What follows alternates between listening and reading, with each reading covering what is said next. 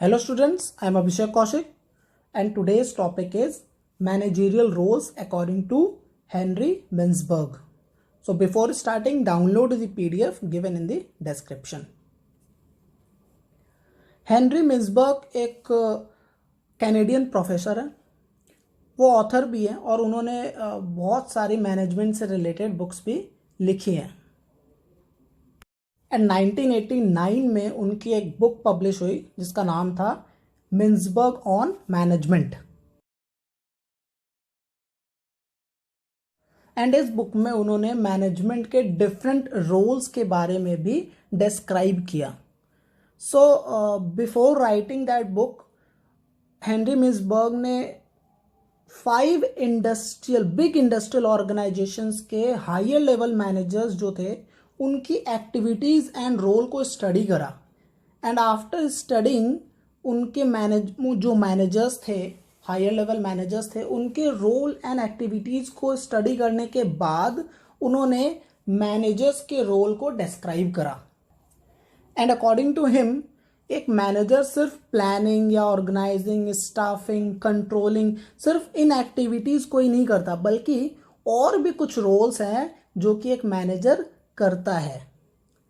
And उन्होंने इन roles को 3 different categories में डिवाइड किया: interpersonal, informational and decisionals. So total 10 roles हैं जिनको उन्होंने 3 डिफरेंट ग्रुप्स में कैटेगराइज किया। So now the first one is interpersonal roles. Interpersonal roles means जितने भी ह्यूमन है, वेदर वो ह्यूमन रिसोर्स जो एम्प्लॉय है या कस्टमर है या कोई भी आउटसाइडर है, वेदर वो कॉम्पिटिटर हो, गवर्नमेंट हो, इनसे रिलेशन इस्टेब्लिश करना, this is called interpersonal roles. And in this the first one is figurehead role. Figurehead role का मतलब होता है कि वो ऑर्गेनाइजेशन का चेहरा है। Figurehead, the main face of any organisation. And as a figurehead role, वो अगर किसी कस्टमर के शादी या फंक्शन में जाते हैं या अपने एम्प्लॉई के किसी फंक्शन में शामिल हो रहे हैं या वेदर किसी भी यूनियन मीटिंग में अगर वो ऑर्गेनाइजेशन का चेहरा बनकर जा रहे हैं, तो these all are figurehead role of any manager. And the second one is leader. So as a leader, वो जो भी सबऑर्डिनेट्स होते हैं, जो उस मैनेजर के अंडर काम कर रहे होते हैं, उनको क्या करते हैं? लीड करते हैं। दैट मीन्स इन्फ्लुएंस कर रहे होते हैं, मोटिवेट कर रहे होते हैं, ताकि जो सबऑर्डिनेट्स हैं वो गोल तक पहुंच सके, वो अपने गिवन टास्क को सही तरीके से फुलफिल कर सके। So as a leader, manager अपने सबऑर्डिनेट्स को मोटिवेट करने का काम करता है। And the third one is liaison officer. So as a licence officer, एक मैनेजर जो ऑर्गेनाइजेशन है एंड जो भी एक्सटर्नल पार्टीज है, एक्सटर्नल पार्टी में गवर्नमेंट ऑर्गेनाइजेशन हो सकते हैं या कोई अदर कॉम्पिटिटर हो सकता है, तो अगर किसी के साथ भी किसी भी तरीके का डील हो रहा है, अगर किसी कॉम्पिटिटर के साथ या मे भी अगर किसी दूसरे फर्म के साथ, आप किसी दूसरे ऑर्गेनाइजेशन के साथ अपने कोई एग्रीमेंट करना चाहते हो, so in that sense, in that time, जो मैनेजर है वो लाइसेंस ऑफिसर की भूमिका निभाता है। And as a licence officer, वो एक मीडिएटर होता है between organisation and any external party. So organisation से रिलेटेड जो भी इंफॉर्मेशन होगा वो एक्सचेंज करने का काम कौन कर रहा है? मैनेजर कर रहा है। And in this role, he is called license officer. And now the second one is informational roles. Informational means यहाँ पर information से related, information को collect करना and अपने subordinate में उसे distribute करना, उनको instruction provide करना, ये सारे जो role हैं वो informational roles में आते हैं। And in this the first one is monitor role. And in this role, manager environment से जितना भी इंफॉर्मेशन हो जो ऑर्गेनाइजेशन के लिए बेनिफिशियल हो, जो मार्केट से रिलेटेड इंफॉर्मेशन है, उन सारे इंफॉर्मेशन को कलेक्ट करने का काम कर रहा होता है, बिकॉज उन इंफॉर्मेशन की हेल्प से ही एक मैनेजर अच्छी तरीके से प्लानिंग कर सकता है। अगर आपको राइट डिसीजन लेना है तो करेक्ट इंफॉर्मेशन का होना बहुत ज़रूरी है, और मैनेजर सबसे पहले क्या करता है, इंफॉर्मेशन कलेक्ट करता है, और ये जो इंफॉर्मेशन कलेक्ट कर रहा होता है इसे हम बोलते हैं monitor role. And the second one is dissemination role.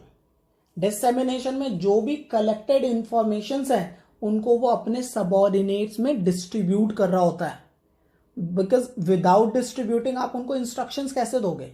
So that means जो इंस्ट्रक्शंस आप अपने सबऑर्डिनेट्स को दे रहे हो, इन दैट टाइम आप डिसेमिनेशन रोल को कंप्लीट कर रहे हो।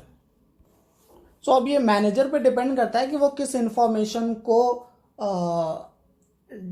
डिस्ट्रीब्यूट करना चाहता है, एंड अगर कोई ऐसी इंफॉर्मेशन हो जो डिस्ट्रीब्यूट करने की ज़रूरत नहीं है तो वो उसे डिस्ट्रीब्यूट नहीं करेगा।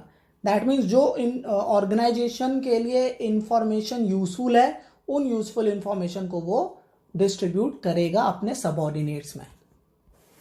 And the third one is spokesperson role. Spokesperson role में ऑर्गेनाइजेशन से रिलेटेड जो भी इंफॉर्मेशन है वो एक्सटर्नल पार्टीज को देने का काम मैनेजर करता है। जैसे हम बोलते हैं ना, कई पॉलिटिशियन पार्टीज होते हैं, उनके प्रवक्ता होते हैं, उनको हम स्पोक्स पर्सन बोलते हैं। तो उन पॉलिटिकल पार्टीज में जो भी डिसीजंस लिए गए होते हैं वो मीडिया तक पहुंचाने का काम प्रवक्ता करते हैं। वो प्रेस कॉन्फ्रेंस करते हैं, उनमें फिर प्रवक्ता जो होते हैं वो इंफॉर्मेशन प्रोवाइड करते हैं। तो यहाँ मैनेजर भी वही काम कर रहा है। अगर गवर्नमेंट कोई इंफॉर्मेशन आपसे मांग रही है तो वो देने का काम मैनेजर कर रहा होता है। अगर किसी कस्टमर को किसी भी तरह का ऐसा इंफॉर्मेशन चाहिए जो आप उनको प्रोवाइड कर सकते हो, कोई सीक्रेट इंफॉर्मेशन हो वो तो आप शेयर नहीं करोगे कस्टमर के साथ, बट ऐसा कोई इंफॉर्मेशन जो आप शेयर कर सकते हो तो वो शेयर करने का जो भी काम है वो मैनेजर कर रहा होता है। So as a spokesperson manager information को एक्सटर्नल पार्टीज को प्रोवाइड कर रहा होता है। And the third one is decisional roles. Decisional roles का मतलब क्या है, जहां मैनेजर डिसीजन ले रहा है, डिसीजन से related.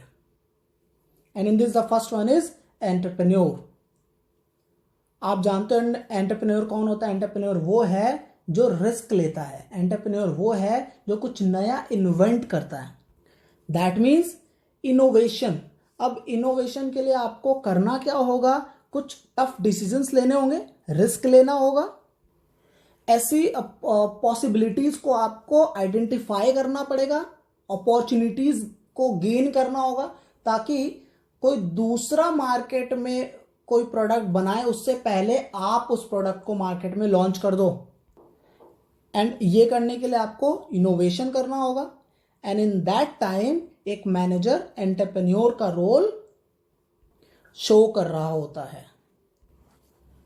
And the second is disturbance handler. जहां भी 4 जने होंगे वहां उनके बीच में कॉन्फ्लिक्ट होने के भी चांसेस होते हैं। तो एक ऑर्गेनाइजेशन में, बहुत बड़ा ऑर्गेनाइजेशन है तो बहुत सारे एम्प्लॉयज़ काम कर रहे हैं, तो उनके बीच में भी अलग अलग तरीके के कॉन्फ्लिक्ट्स हो सकते हैं, वेदर वो किसी एम्प्लॉयज़ के बीच में हो या फिर एम्प्लॉय और ऑर्गेनाइजेशन के बीच में हो।